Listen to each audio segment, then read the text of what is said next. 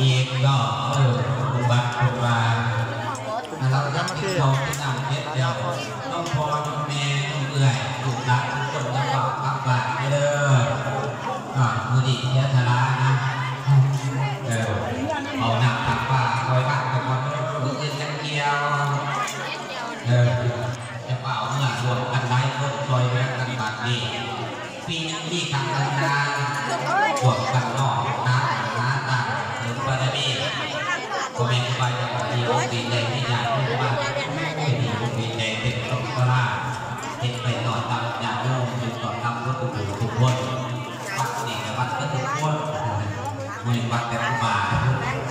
วัดทั้งลูกวัดทั้งพ่อทั้งแม่ครับช่วยกันกับเราเพื่อในแล้วมันดูกับออกเป็นโจ๊กเห็นพิธีแล้วก็ความสะอาดทั้งบ้านเราไม่ออกเลยวัดหัวซอยวัดพุทธาความล่ากันเนี่ย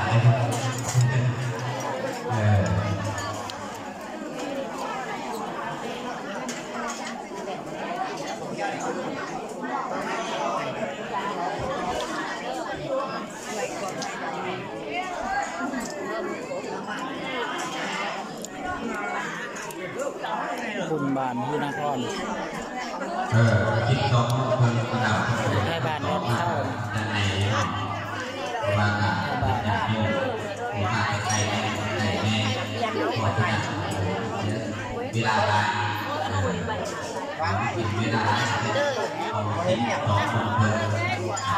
ญาติโยมที่ของแถวญาติที่นั่นญาเกี่ยวมาเป็นคอยว่ากัน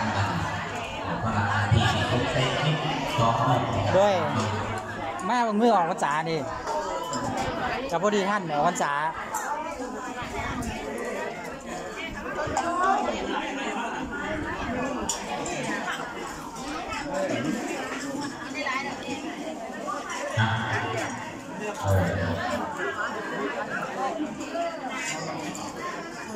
ทำบุญยังสมบูรณ์